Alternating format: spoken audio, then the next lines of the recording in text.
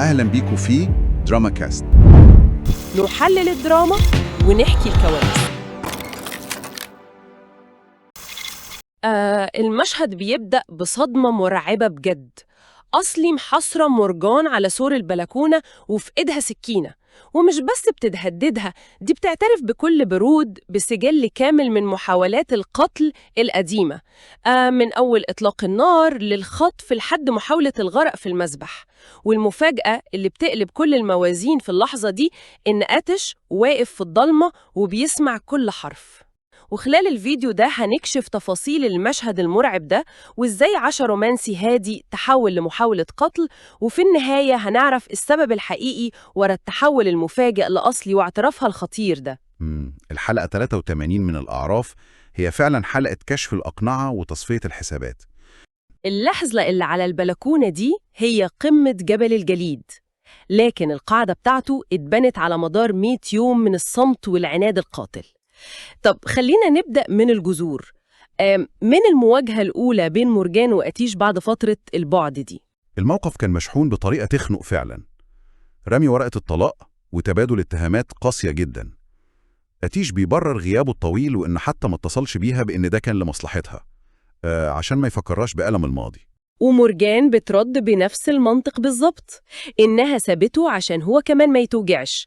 الموقف ده بيفكرني بحالة الاحتراق الذاتي، يعني كل واحد فيهم بيحرق نفسه وبيحرق العلاقة تحت مسمى حماية التاني. يعني العناد هنا مش دليل أبداً على الكره، العناد هو درع بيخبي وراه هشاشة مرعبة. مظبوط. والدليل الأكبر بنشوفه فوراً بعد المشهد ده لما آتيش بينزل يقابل جمال. بمجرد ما بيبعد عن المواجهة المباشرة القناع بيسقط، وبيعترف لجمال بوضوح إنه مش عايز ينفصل عن مورجان وإنه لسه بيحبها. لحظة واحدة، أنا متفهمة فكرة الدرع والآلية الدفاعية، لكن رمي خواتم الزواج في وش بعض ده تصرف هجومي بحت ونقطة لا عودة. بصي، لما الإنسان بيحس إن سيطرته العاطفية بتنهار بيلجأ لأفعال متطرفة عشان يثبت لنفسه إنه لسه صاحب القرار. ياه، يعني هم رموا الخواتم مش عشان عايزين ينهوا العلاقة، بل عشان كل واحد بيختبر مدى تمسك التاني بيه. بالظبط، هي صرخة استغاثة مقلوبة، كأن لسان حالهم بيقول لو رميت الخاتم هل هتمشي وتسيبني ولا هتحارب عشاني. وحتى جمال نفسه بيلاحظ ده وبيأكد لآتيش إن الحب مسيطر عليه تماماً. ده بيفسر التحول المفاجئ اللي بيحصل بعدين. الغريب إن الدروع دي بتتبخر بمجرد ما بيجمعهم مكان مغفول. المفاجأة الحقيقية ما كانتش في خناقتهم ولا في رمي الخواتم، بل في اللي حصل لما مورجان راحت تدور على ملف في مكتب آتيش. أيوة، الباب المقفول في الدراما دايماً بيعزل الشخصيات عن أحكام العالم الخارجي. آتيش بيقفل الباب وبيطلب منها ما تمشيش. هنا بنشوف أول تنازل حقيقي عن الكبرياء. بيعترف إن كلامه كان منفعل وإن استفزازها ليه هو اللي خلاه يقول كلام ما كانش يقصده، ومورجان كمان بتعترف بنفس الشيء. فجأة الجو المشحون بيبدأ يهدى. الاعتذار المتبادل ده بيفتح شق صغير في جدار العناد. آتيش بيلتقط الخيط ده وبيطرح فكرة ذكية جدا. بيقول حتى لو هننفصل ما ينفعش ده يحصل بالطريقة القاسية دي. الفكرة دي بتديله مبرر منطقي عشان يعزمها على العشاء. وهنا بندخل في مساحة بصرية ونفسية مختلفة تماماً.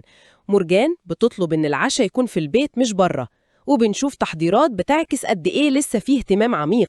مورجان بتنزل بفستان مميز جداً وميك اب بيعكس رغبتها في لفت انتباهه. وبتتفاجئ إنه آتيش مجهز عشاء رومانسي متكامل، شموع، والأهم من كده الأكل المفضل لمورجان اللي آتيش طلب مخصوص من تشيشك إنها تحضره. ولما بتبدأ الموسيقى الهادية وبيرقصوا المشهد بيكون مليان دفء. الأهم من الدفء هو التناقض. التواجد في العشاء ده كان أشبه بالوقوف في عين الإعصار.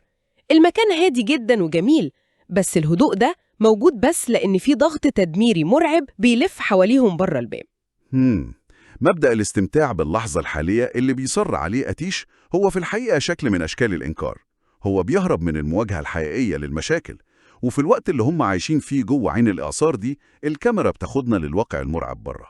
يا ساتر على مشهد أصلي، متسلطة عليها الضوء وهي واقفة تراقبهم من بعيد، عينيها مليانة جنون وانهيار، وبتدخل في صراع عنيف مع والدتها اللي بتضطر تحبسها في الأوضة عشان تمنعها تدمر الليلة دي. التوازي المنتجي ده بين الرقصة الهادية في النور والصراع أصلي المظلم في الأوضة المقفولة بيبني توتر درامي بيخلينا قاعدين على أعصابنا. فعلا مشهد الرقصة الهادية قبل العاصفة بيذكرنا جدا بالحلقة 200 من مسلسل زهور الدم. والحقيقة إن الفترة الأخيرة ظهرت مسلسلات تركية جديدة بنفس القوة وأحياناً بجرأة أكبر في تناول العلاقات المعقدة دي. مظبوط. التطور ده في السرد الدرامي بيخلينا مش قادرين نتوقع الضربة هتيجي منين. وده يفتح الباب نتكلم عن أهم الأعمال الجديدة اللي لفتت الانتباه مؤخراً. ولو حابين ترشيح عن أفضل مسلسلات جديدة هتلاقوا فيديو مخصص بيظهر قدامكم دلوقتي.